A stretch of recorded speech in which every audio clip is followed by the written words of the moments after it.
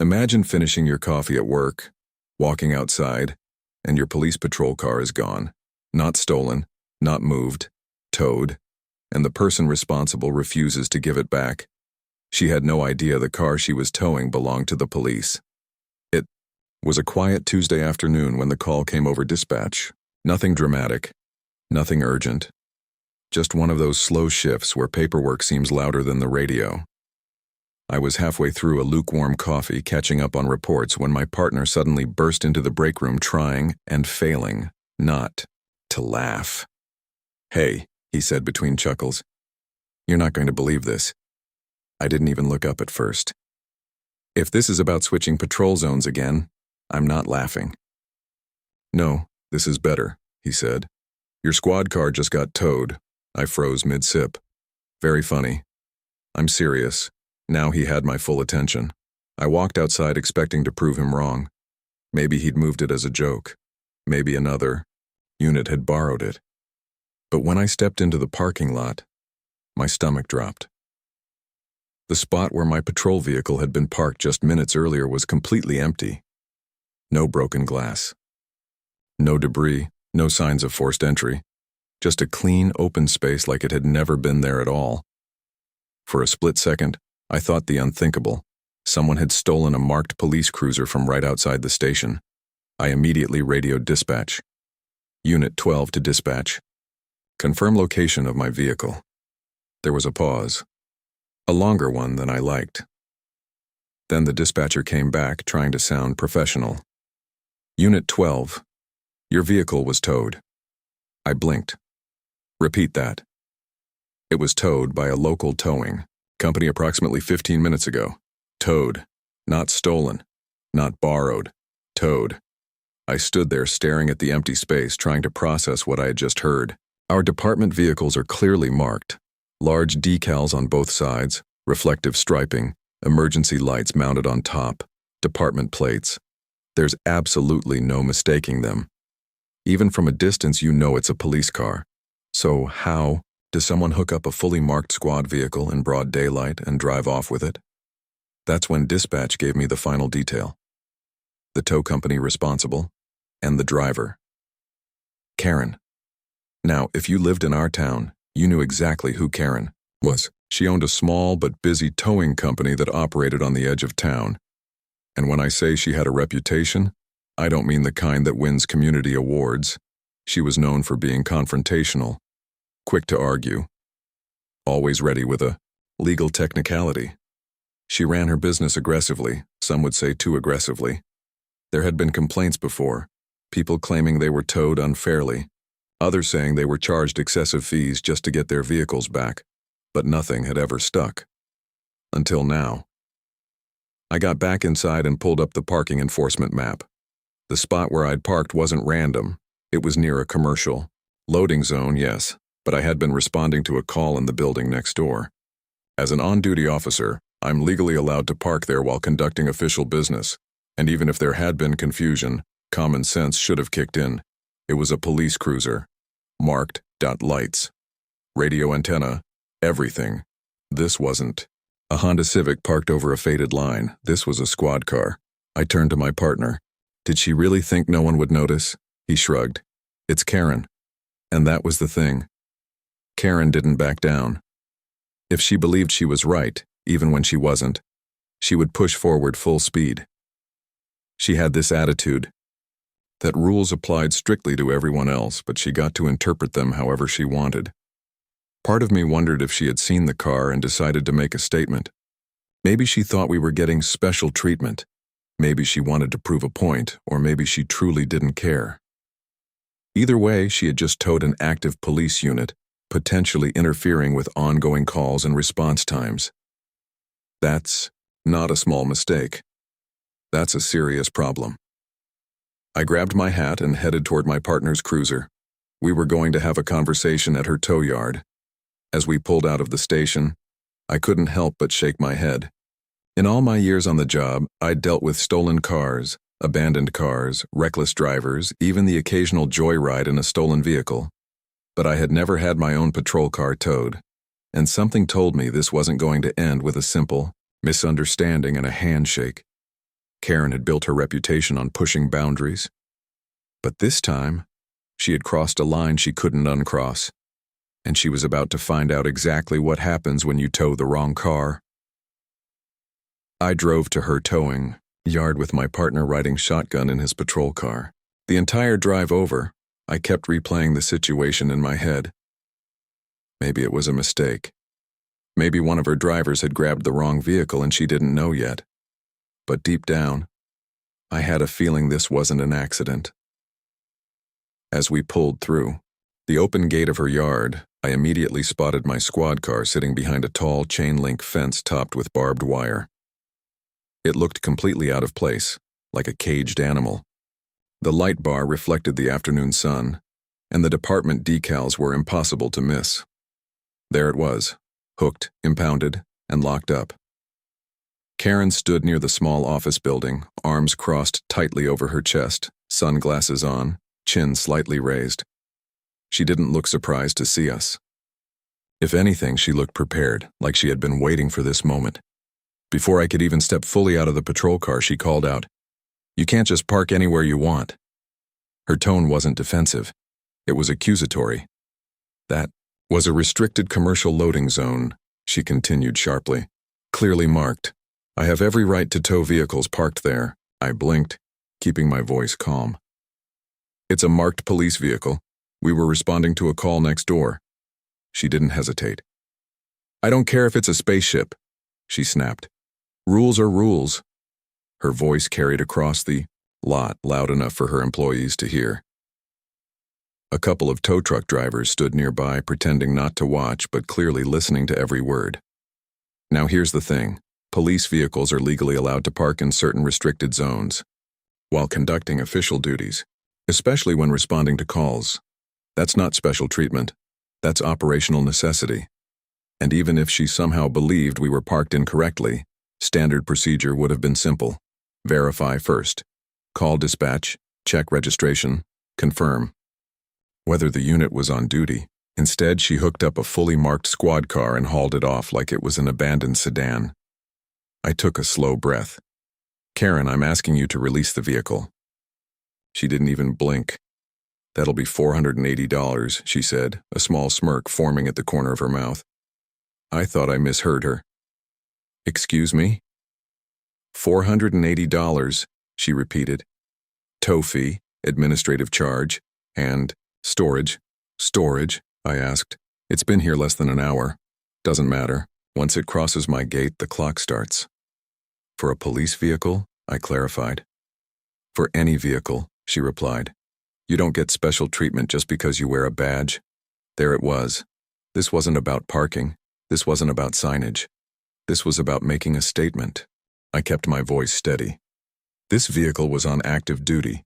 Towing it interfered with police operations. If we had received a priority call while it was hooked up, that would have delayed response. She shrugged. "Maybe next time you'll think twice before parking illegally." I could feel my partner shift beside me, but I held up a subtle hand to keep things calm. "We were responding to a service call," I said again. "That's documented. You had no authority to tow an active emergency vehicle." She stepped closer, lowering her sunglasses just enough to look over the top of them. "And you have no authority to ignore parking restrictions." The conversation wasn't moving forward. "I'm giving you the opportunity to resolve this right now," I told her. "Release the vehicle. We'll consider it a misunderstanding." Her lips tightened. "Pay the fee." "And if we don't?" She didn't hesitate. "If you don't pay, it stays." The air in the yard felt heavier after that. What had started as a bizarre situation was turning into something else entirely. I looked past her toward my cruiser. It sat there behind the locked gate, department seal visible, emergency lights dark. A symbol of law enforcement, impounded by a private citizen demanding payment. "This isn't a private dispute," I said carefully. "You towed government property, on duty." She folded her arms again. "Then I guess the government can pay." There was no confusion in her eyes, no uncertainty. She knew exactly what she was doing. and in that moment it stopped feeling like a mistake. It felt deliberate, almost like she wanted the confrontation, like she wanted to prove that she could challenge the department and force our hand. I glanced around the lot again. Other vehicles sat lined up in rows. Some looked recently towed. A few had parking stickers still on their windshields. A thought crossed my mind. If she was bold enough to tow a marked police cruiser without verifying it, what else had she done? I turned back to her. "Karen," I said evenly, "this isn't over." She gave a short laugh. "It never is with you guys. But..." This time she was wrong. This wasn't about pride. It wasn't about badges or business. It was about crossing a legal line. And as we stood there in her towing yard, staring at my locked squad car, I realized something important. This was no longer just a confrontation. It was the beginning of a case. While Karen continued arguing near the office, my partner quietly stepped away and began walking the perimeter of the lot. He didn't say anything at first. He just observed. A few minutes later, he caught my eye and gave me a subtle hand signal, the kind that means, "You need to see this." I excused myself from Karen, who was still muttering about equal treatment and parking violations, and walked over to where my partner was standing near the back fence. Behind the chain-link barrier sat a row of recently towed vehicles. Some still had chalk marks on their tires. Others had fresh tow tags hanging from the mirrors. It looked like a normal impound yard at first glance. But then one vehicle caught my attention. It was a silver sedan with a temporary permit taped to the inside of the windshield. That alone wasn't unusual. What made my stomach tighten was the bright orange sticker on the passenger window. It was one of ours, a department-issued sticker placed on vehicles connected to active cases, usually belonging to victims of crimes. It signals that the vehicle has already been processed and cleared, and in many situations it's authorized for release back to the owner. That car shouldn't have been there. I walked closer and read the plate number out loud. My partner immediately radioed dispatch. "Run this plate. Confirm status." There was a brief pause, then dispatch came back. Vehicle was cleared at 9:12 a.m., authorized for release to registered owner. I checked my watch. It wasn't even 2 p.m. That meant Karen's company had towed a vehicle that had already been cleared and documented as ready to return to its owner. That wasn't a parking misunderstanding. That was interference. Now we had a much bigger issue. I turned slowly and scanned the rest of the row. Once you see one problem, you start looking closer at everything. A blue pickup truck parked nearby had a residential permit displayed on the dash. Another car still had a valid parking stub attached. One SUV had a visitor pass clearly visible through the windshield. None of this automatically proved wrongdoing, but it didn't look right. I walked back toward the office where Karen was standing, still radiating confidence. "Karen," I said, evenly, "we need documentation for every vehicle you've towed in the last 48 hours. She let out a sharp laugh. "You don't get to demand my business records.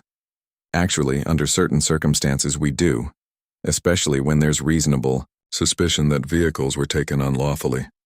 "This isn't a casual request," I replied. "You've towed a vehicle that was already cleared by the department and authorized for release to its owner." She waved her hand dismissively. "It was parked illegally." "It was cleared," I repeated. "Which means you either didn't verify it or you ignored it." Her jaw tightened slightly, but she didn't answer. That silence spoke louder than anything she'd said all afternoon. At that point, this wasn't about my patrol car anymore. This was about a pattern. We began documenting what we could see in plain view: license plates, tow tags, dates and times. My partner contacted dispatch again and started running plates one by one. The information coming back wasn't comforting. Multiple vehicles had been towed from areas where signage was unclear or partially obstructed. In at least 3 instances, owners had called earlier that week claiming they were legally parked when their vehicles were taken. One case stood out: a car towed from an apartment complex visitor space that required a permit. The permit was displayed.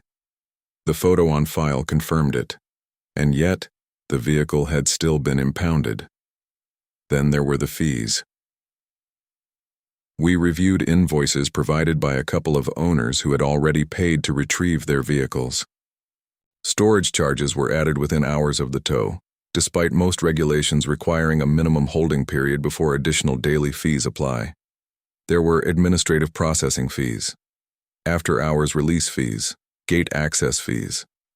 Each charge individually might seem small, but combined, they pushed totals well beyond what was standard, and every vehicle owner had faced the same situation. Pay first, argue later, or don't get your car back. I looked around the yard again, this time not as someone retrieving a wrongly towed cruiser, but as someone looking at potential evidence, the volume of recent tows, the questionable signage, the immediate storage fees, the cleared crime victim vehicle sitting behind her locked gate. This was starting to look like more than aggressive business practices. It was starting to look systematic, predatory, and possibly criminal. I walked back to Karen one more time. Her confidence had faded just slightly. Not gone, but cracked. "You towed government property," I said. "You towed a cleared victim vehicle, and we're seeing multiple cases of questionable removals." She crossed her arms again, but this time it looked more defensive than defiant. "I run a business," she said. "If people park wrong, that's not my fault." "No," I replied calmly. "But taking vehicles without legal authority is. There's a fine line between strict enforcement and unlawful taking of property, and standing there in that impound yard, surrounded by cars that maybe never should have been there, I realized something important. This wasn't just a disagreement, it was evidence, and what had started as a bizarre towing incident was quickly turning into a full investigation. Because when you start connecting the dots, it stops looking like business and starts looking like theft. When I called my chief and explained what we were seeing, the marked patrol unit, the cleared victim vehicle, the questionable paperwork, he didn't interrupt me once. He just listened. When I finished, there was a brief pause on the line. Then he said, "I'm on my way." No hesitation, no debate. He arrived within 20 minutes. You could feel the shift in the air the moment his vehicle rolled into the lot. Karen noticed it too. The confidence she had been wearing like armor all afternoon flickered just slightly when he stepped out. My chief isn't loud. He doesn't slam doors. He doesn't raise his voice to command attention. He doesn't have to. When he walks into a situation, people straighten up. Conversations quiet down. There's a calm authority about him that makes it clear he sees everything and misses nothing. He approached slowly, taking in the scene. My locked patrol car behind the fence, the row of recently towed vehicles. Karen, standing near the office, arms crossed but no longer smirking. I briefed him quickly and handed over the notes we'd gathered. Plate numbers, dispatch confirmations, photos of visible permits still displayed in windshields. He didn't react immediately. He just nodded and began walking the yard himself. He stopped at the cleared victim vehicle and examined the orange department sticker. He asked dispatch to reconfirm the release authorization. They did. Cleared at 9:12 a.m., authorized for owner retrieval. And yet, here it sat, impounded and accruing fees. He moved on to the other vehicles. He reviewed copies of invoices provided by drivers who had already retrieved their cars. He noted the rapid addition of storage charges, the vague administrative fees. Then he turned to Karen. "Do you have documentation verifying authorization for these tows?" he asked evenly. Karen lifted her chin. "They were parked illegally."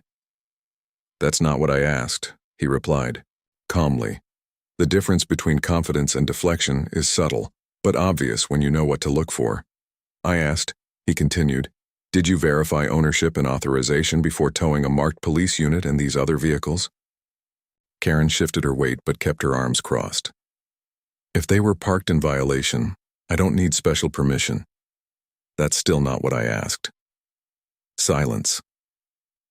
For the first time all afternoon, she didn't have a quick answer. Because verification is required, especially when dealing with government vehicles. Especially when towing from areas where signage is questionable.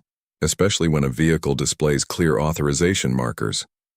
The chief then asked her to produce tow logs and dispatch records for the past 48 hours.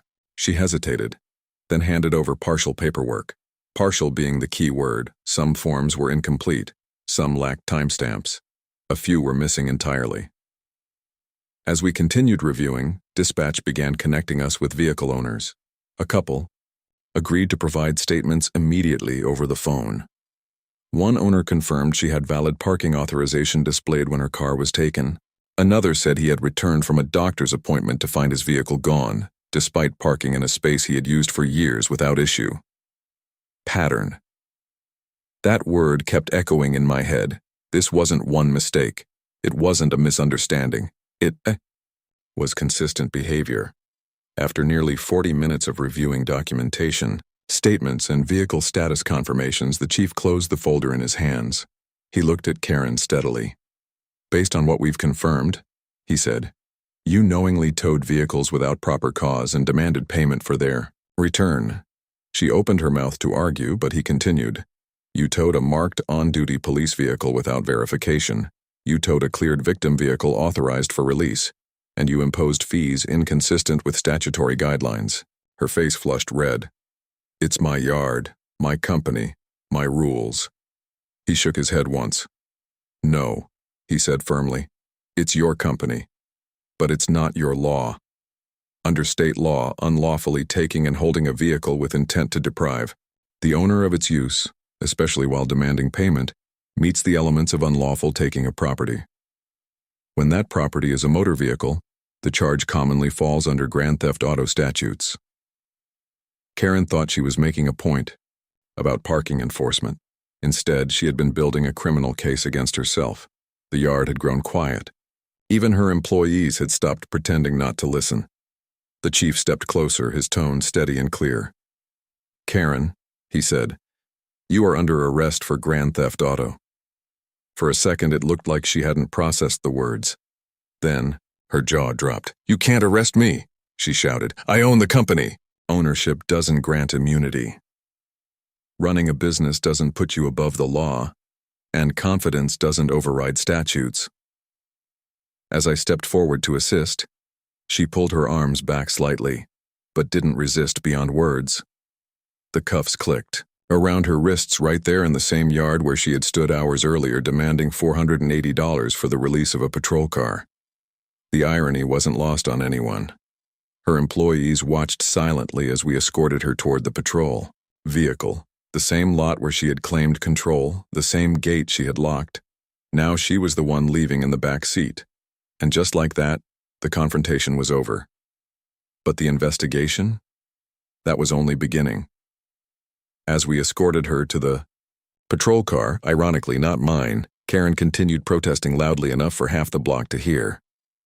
"This is harassment," she shouted. "You're targeting my business." Her voice echoed across the tow yard as we guided her toward the back seat. "It's just business," she yelled again. But that was the problem. This wasn't just business. Business doesn't give you the right to take someone's property without legal justification.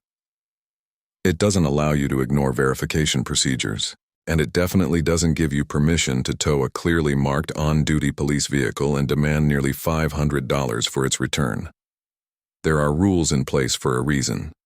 Tow companies play an important role in keeping roads clear and enforcing property regulations. But with that responsibility comes strict legal boundaries. Karen didn't just bend those boundaries.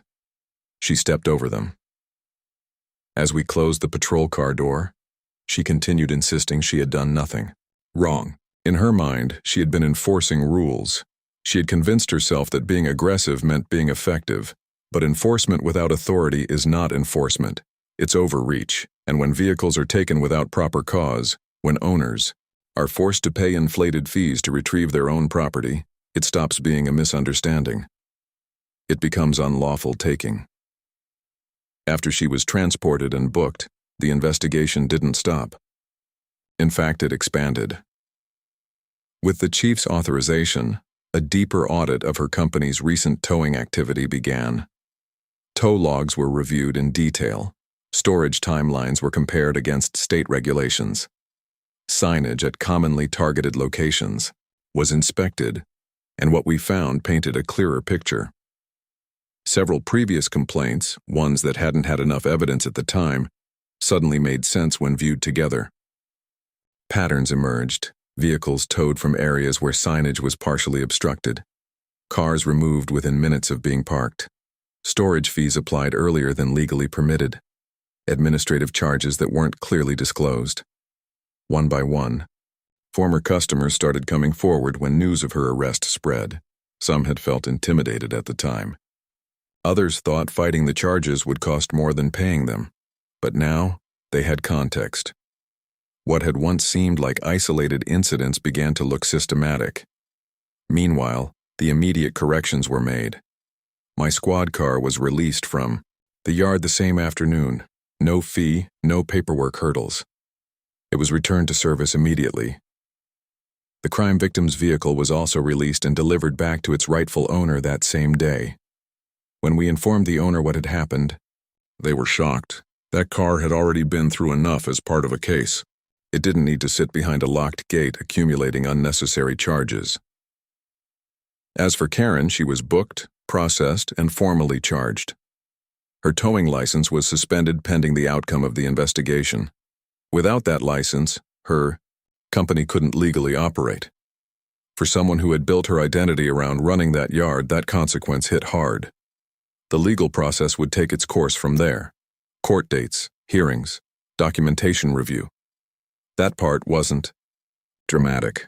It was procedural, but it was necessary. Because accountability isn't about drama, it's about responsibility. The entire situation could have been avoided with one simple decision: follow the law. Verify before towing. Charge within legal limits. Release. Vehicles, when authorized, treat authority as a responsibility, not a weapon. Instead, pride got in the way. Attitude replaced judgment.